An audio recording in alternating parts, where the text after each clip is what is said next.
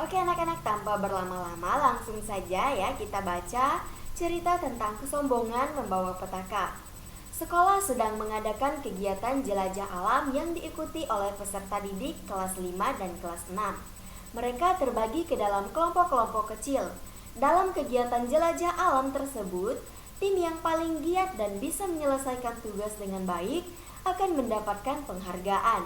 Siti, Leni, Udin, Beni, dan Dayu berada pada satu kelompok. Beni adalah anak yang pintar, namun kurang bisa bekerja sama dengan temannya karena sikapnya yang sombong. Dayu sebagai pemimpin regu merasa kesulitan mengatur anggota regunya. Acara jelajah alam pun mulai. Mereka segera memasuki hutan untuk mencari jejak. Kalau cuma begini sih kecil, aku tahu betul kondisi hutan ini. Pada kelompok kita yang nantinya menang akan, kata Beni dengan sombong. Nah, kita tidak boleh sombong, Beni. Yang terpenting kita harus selalu bersama dan tidak boleh terpisah, kata Dayu. Tiba-tiba Lani berkata, "Lihat, ada persimpangan di depan. Kita harus memilih jalan yang mana ya?"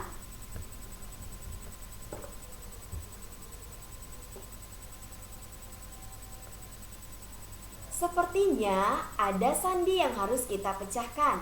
Untuk bisa tahu jalan mana yang harus kita lalui atau kita pilih, kata Siti. Biar aku saja yang mengajarkan sandi itu. Kalian tunggu di sini saja, kata Beni. Kita kerjakan bersama-sama saja, kan kita satu kelompok, kata Dayu. Nanti malah kelamaan. Sudah, biar aku saja yang mengerjakan. Kalau cuma sandi saja begituan, sih gampang. Kalian nurut saja. Biar kelompok kita sampai paling cepat dan dapat juara, kata Beni. Tidak bisa begitu. Kita kerjakan bersama-sama saja, kata Udin. Kemudian mereka berdiskusi memecahkan sandi untuk menentukan arah yang harus mereka pilih. Diskusi berjalan alot karena ada perbedaan antara Beni dan teman-temannya. Menurutku, sandi itu mengatakan bahwa kita harus mengambil bagian jalan ke kanan. Tapi, biar kita sampai di pos paling cepat, kita cari jalan pintas saja. Kita berjalan ke kiri memotong arah. Aku tahu hutan ini, karena aku pernah kesini berkali-kali, ujar Beni mantap. Tidak, kita harus berjalan sesuai petunjuk arah, kata Udin. Sekarang aku tanya, di sini yang paling pintar siapa? Aku kan? Nah, Ibu lanjutkan di sini ya, karena di situ tidak terlalu jelas karena tertutupi oleh kamera ya. Nah, kemudian, aku kan, katanya. Aku juara kelas. Kalian semua memiliki peringkat di bawahku. Itu berarti kalian harus menuruti kata-kataku. Aku yakin keputusanku yang paling benar, kata Beni dengan sombong. Mereka terus berdebat. Dayu, Lani, Udin, dan Siti sependapat. Sedangkan Beni tidak sependapat sendiri. Kemudian yang selanjutnya, di halaman berikutnya ya, kita akan lihat di halaman berikutnya. Maaf ya anak-anak, ini tertutup ya karena kamera ibu terlalu besar ya. Kemudian yang selanjutnya, sudah, sekarang kita ikut suara terbanyak saja. Aku, Lani, dan Siti setuju dengan pendapat Udin. Berarti kita jalan ke kanan, kata Dayu. Tidak, silahkan saja kalian berjalan sendiri. Pasti nanti kalian yang akan tersesat karena jalannya memutar kalau menuju pos. Biar aku sendiri berjalan ke kiri, kata Beni. Jangan Beni, kita akan harus selalu bersama. Jangan pergi sendiri. Nanti kalau kamu tersesat bagaimana? Pokoknya kita harus tetap bersatu, ujar Lani. Nah, kemudian yang selanjutnya, kalau begitu, kalian harus menuruti kata-kataku. Kita berjalan ke kiri, kata Beni. Tapi kompasnya membidik 60 derajat ke arah utara, sesuai kata-kata pada sandi itu. Berarti kita harus mengambil arah ke kanan, kata Siti sambil membidik kompas di tangannya. Apapun alasannya, aku akan berjalan ke kiri. Itu keputusanku, karena aku lebih tahu daerah ini. Kalau kalian tidak mau ikut denganku, ya sudah, selamat berjalan, aku pergi sendiri. Biar nanti aku sampai lebih dulu di tempat tujuan, kata Benny sambil berlalu meninggalkan kelompoknya.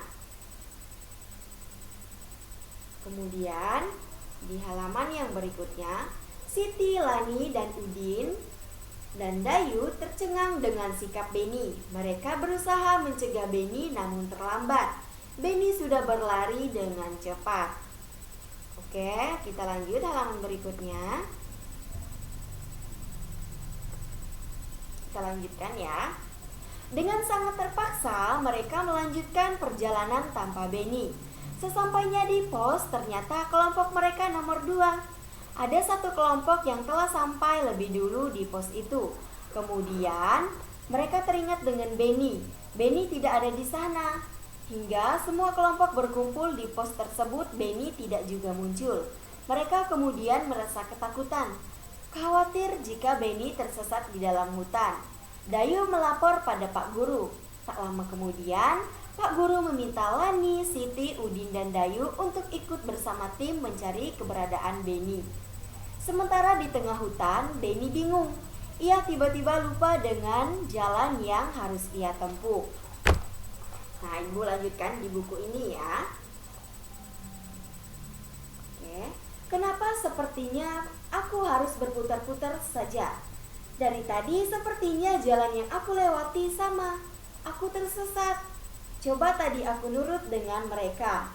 Tapi kan gengsi. Masa aku paling pintar harus nurut sama mereka yang kepintarannya di bawahku, kata Benny.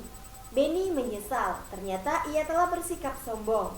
Kesombongan yang akhirnya justru mencelakai dirinya sendiri. Setelah beberapa lama, akhirnya Benny dapat ditemukan. Hari sudah petang. Mereka kemudian bersama-sama menuju pos. Teman-teman, aku minta maaf ya, karena kesombonganku, kalian jadi repot harus mencariku, kata Benny kepada teman-temannya dengan menyesal. Tidak apa-apa, lain kali kita harus saling kompak dan bersatu. Kalau memang pintar, Benny, tidak, ya, tapi kesombonganmu harus dihilangkan, kata Udin kepada Benny, ya. Jadi anak-anak itu adalah sekilas cerita tentang kesombongan membawa petaka. Jadi di sini anak-anak, karena Benny merasa dirinya pintar, kemudian ia adalah satu-satunya murid yang paling juara di dalam kelasnya atau juara satu di dalam kelasnya. Jadi dia tidak mendengarkan atau tidak mau mengikuti arahan dan arahan dari teman-teman sekelompoknya, karena dia merasa tadi dirinya lebih tahu tentang hutan tersebut, ya. Jadi anak-anak, walaupun kita misalnya kita tahu tentang arah tersebut, ya, tetapi dalam suatu tim atau dalam suatu kelompok, ya, yang namanya kelompok kita harus saling bekerja sama untuk menyelesaikan segala sesuatu. Namanya juga kelompok, ya. Jadi segala sesuatunya itu harus dikerjakan secara bersama-sama, ya. Jadi kita tidak boleh egois, ya anak-anak. Ya, jangan hanya karena kita tahu, ya, kita lebih tahu dari teman kita yang lain, jadi kita egois. Jadi kita memaksakan kehendak kita sendiri, ya. Jadi tanpa kita ketahui, ya, kesombongan itu tadi akan membawakan petaka atau membawakan masalah tersendiri untuk kita, ya. Jadi kita tidak boleh sombong dengan kepintaran yang kita miliki, ya.